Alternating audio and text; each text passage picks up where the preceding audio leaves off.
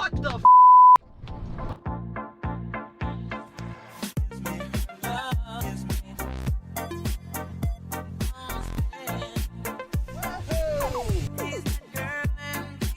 Okay, so I read your comments in part 2 of the Blazer video and I put them to work. So probably a couple dozen times I kept starting this thing up with it in gear. Obviously the clutch was stuck, so the truck would roll anyway, even with my foot on the clutch. And I also, when that didn't work after a couple dozen times, I flushed the brake fluid several times on that until it was absolutely spotless clean brake fluid. And I was just about to give up because it still wasn't working. And I pulled into the back here to park the Blazer, forced this thing into neutral to shut it down. And as I did that, I heard something. And I'm like, huh. And check this out.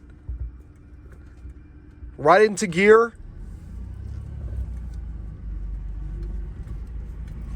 And there we go. So you guys were absolutely right. I've never dealt with that before, with a clutch being stuck.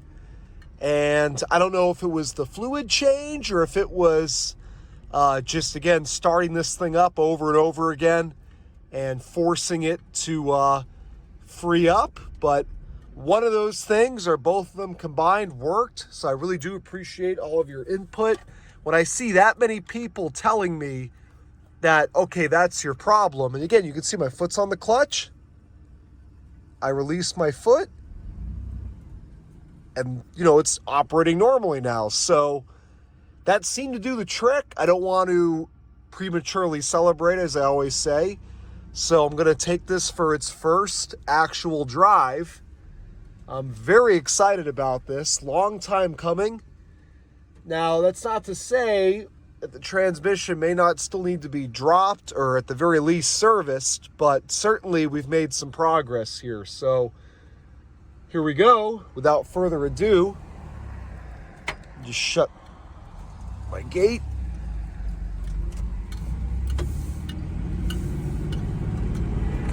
Even the shift light's on, first to second, no problem.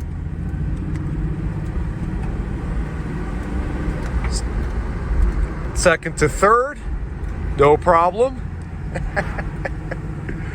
Let me put the window up to mitigate the wind noise there. So first real drive in the Blazer, third to fourth, no problem. She drives great.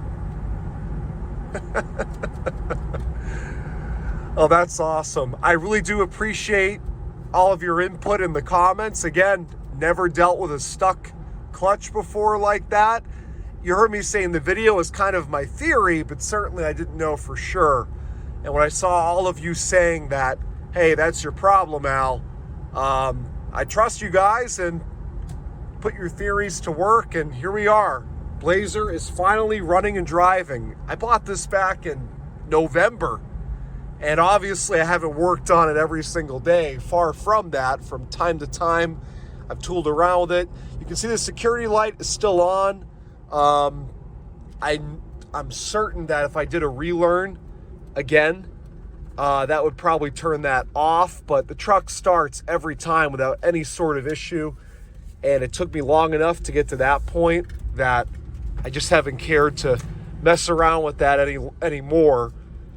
Sorry, it's hard for me to film this. Also, my seat, remember, there's only one bolt holding it in. The seat's going everywhere every time I shift. But she drives awesome, just as I thought she would for a 92,000 mile S10 Blazer that seemed to be a real cream puff before the flood. So clutch is now freed up. I have changed the fluid. I don't think any more service should be necessary, but we'll see. Now that I've driven it, I'll probably check the reservoir after this drive, just make sure the fluid still looks nice and clean. The fluid definitely, you know, at first glance, I thought it was just kind of old brake fluid, but after flushing it, I think there definitely was some water in that fluid. And I'm sure that, again, my flush combined with kind of unsticking the clutch by just launching this thing over and over again definitely did the trick. So she gets up and goes, no trouble at all. And it's shifting effortlessly. I mean, I'm basically flicking it into gear with my fingers, and I don't have to force it into gear or anything like that. So it's acting like it should. But anyways, this is very exciting for me. And I do want to really give this thing a good shakedown off camera so I can focus on driving this properly and not filming and shifting simultaneously. After I drive it around for a while, and I want to put some fresh gas in too. Okay, just so you can see, I've been driving around for at least a few more minutes. I've got her up to highway speeds here, 5th gear. No issues at all. She drives nice and straight. Continue not to have any issues with the clutch, at least yet. It's not to say, again, this is a permanent fix. I could have just bought it a little more time and it's permanently affected by the flood, but I like to be optimistic and say that it's fixed. We'll see. Okay, so it's been several more minutes, several more miles, and no change in the functionality of the clutch in the S10 Blazer. And just look, I had to show you guys, first of all, again, very appreciative for the tips on how to get this clutch freed up. And so I wanted to get this video out as soon as possible. And I wanted to show you guys just how beautiful this Blazer is. I noticed in parts 1 and 2, I never really got any good beauty shots of her, just briefly at the start of part 2. And the rest of that filming is at night, as is the case right now. This is, you can see, the ghost of the waterline sticker. And look at her today. Talking about a full recovery. First, not running, would not start. Figured that out to be the BCM, which you can see is still working just fine. And then not shifting. That ended up either being the fact that the clutch was stuck, and maybe part of the reason was just that the brake fluid that's in the hydraulic clutch system was contaminated with water. Could have just been a combination of both, as I've been saying, but whichever one of those things or both got this clutch nice and freed up again. But look at how beautiful her finish is.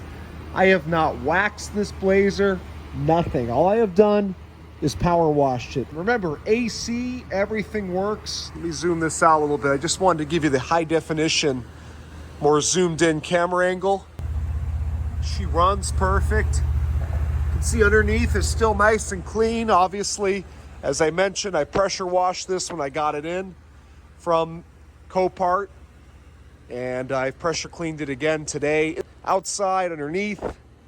Now the interior, I didn't talk much about this in part 2. I mentioned it briefly. I got this thing in late November, and December was a crazy month with the holidays, and I kept buying more flood cars. And again, I couldn't figure this thing out for the longest time, just to even keep it to stay running like it is now. So right before I left for Christmas, frantically, I just pulled this interior apart enough that I could clean what I could reach. And I also left a dehumidifier in it while I was gone during the Christmas holiday to really dry this thing out.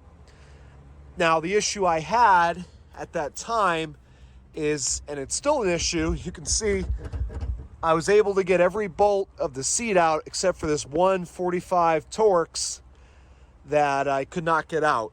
And I tried everything a few days before I left for Christmas. I tried heat, I tried penetrating oil, I tried my air impact gun with a Impact T45 bit. And I've tried so many things that now I've kind of wore out the bit, or the head I should say, on that Torx bolt. So I've still got to get that out. And once I do, then I can properly strip out the rest of the interior. Now the good news is, based on what the clear and apparent water line that I could see inside, the water did not get up into this shelf area. It was just below it. So I didn't have to worry about pulling the carpet back there. But once I get this seat out, and I can actually pull the carpet all the way out, I'll be able to really get this thing 100% clean. But it's like 95% right now. I cleaned all this floor area where there was rust starting. I put some rust inhibitor. Of course, I never cleaned it up, so it turned a weird color. But you can see nothing has corroded to the point of non-repair. Not even close. And just a reminder, in case you're new to this series, where the water line was in this Blazer on the inside, you can still see it clear as day. And yes, I do still need to pull these door panels. I did, on 2 occasions now, blast water up in this lower half of the door, so it should have washed out most of the salt. But what I usually do, what I will do, is I didn't have time leaving for the Christmas holiday, but I usually pop the door panels off and I actually hose out the inside of the doors, and I line the bottom of the door, including here, with fluid film. A lot of it's overkill, but it doesn't cost me anything, just a little bit more time, and it really ensures that all these saltwater flood vehicles that I buy will not have any corrosion issues down the road. But you can see, running absolutely perfect. Just look at the condition of this Blazer. 92,000 miles. Look at the steering wheel. No wear. The dashboard, seats. I mean, it's just, I'm so happy I was able to save this thing. Never thought I'd get it as cheap as I did. The pictures, it looked almost as good as it does here. I just can't believe, with the standard transmission, 2-door, last year for the S10 Blazer, beautiful color combination, red with a charcoal black interior, 92,000 miles, that this thing sold as cheap as I got it for, which I believe I paid $450 or $475. I think it was $450 bid and like $700-ish out the door with fees. Look at how clean she is still underneath. And being that this truck has Ohio history, I'd be willing to bet that a lot of these minor surface rust that you see might have already been there from its time in Ohio, because you never get rust that quickly, that bad, just from a one-time saltwater exposure. Otherwise, we'd have no cars left from 20 years ago. You think about one winter in New England, if your rust got that bad that fast, I know it does get bad, but not that bad. So I think most of the rust that you see on this vehicle underneath, that minor bit of surface rust, was probably from a few winters in Ohio, or maybe just didn't get washed off quick enough. But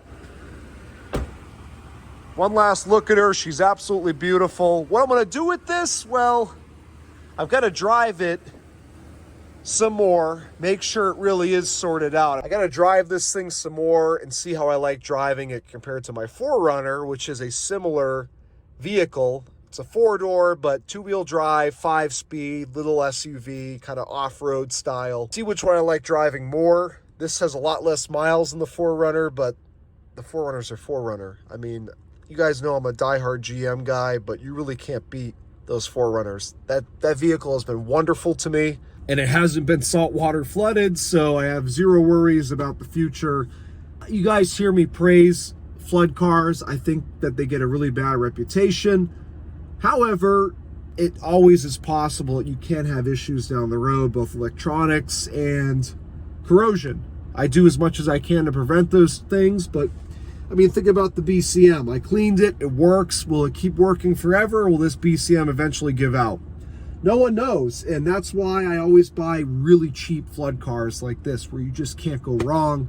I could put a whole new BCM, I could have this thing rotisserie restored, and I'm still gonna be into it for less than this would have gone for clean title. I mean, a Blazer like this, with these options, everything, the AC, everything works, the paint in this condition, to me, this is like a $9,000, $10,000 Blazer. Sounds crazy, but anything with a stick shift of this era brings good money. Enough chit chat. I wanted to show you guys just how clean she really is here underneath the gas station lights. Show you that she is now fully functional, at least at this moment. And so I will do another part on this Blazer when I finish the interior strip out, get everything really clean in here and throw it back together, and I'll show it to you one more time, just totally complete inside and out. And at that point, I'll probably have a better idea of what I'm going to do with it, but I'm in no hurry. I've got no money in this thing. I could let it sit around for years before I decide to sell it, if I'm going to sell it. I have a friend of mine that has been begging me to sell this to him, so it's probably who I would sell it to. Again, I really appreciate all of you and your comments that you left, and it worked. So thank you all. We did this together. Stay tuned for the next part on the Blazer. Give me a little bit of time. I got 4 more cars I've picked up in the past week, and I gotta pick them up and go through them, so I probably won't get to this interior right away, but I am now this is functional. I'm itching to get it back together, so probably the next few weeks I will hopefully find a way and not have to resort to a grinder to get out this last bolt here on the seat. And again, I've tried blowtorch, penetrating oil, several applications of that from underneath the truck. You can see the bolt actually threads down into the floor, and I've sprayed that several times, let it sit overnight. Heat, impact, air impact. I'm not talking like a little electric one, air impact.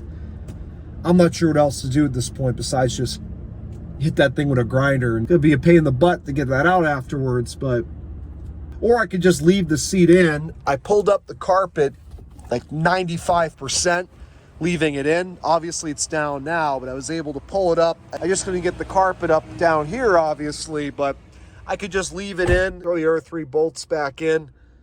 I cleaned everything else the best I could, and you know, hope that the corrosion doesn't spread. I don't like to do things that way. Let me know what you guys think I should do. If you think it's going to be more of a headache than it's worth to get that one last bolt out, just to get a little 2-foot section of carpet clean, or underneath the carpet, really.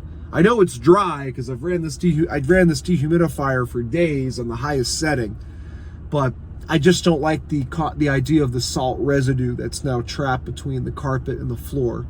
Dry, but there. So let me know if you think I should bother to get that last bolt out, or if I should just leave this seat in and not cause myself any more headaches. Throw the other bolts back in.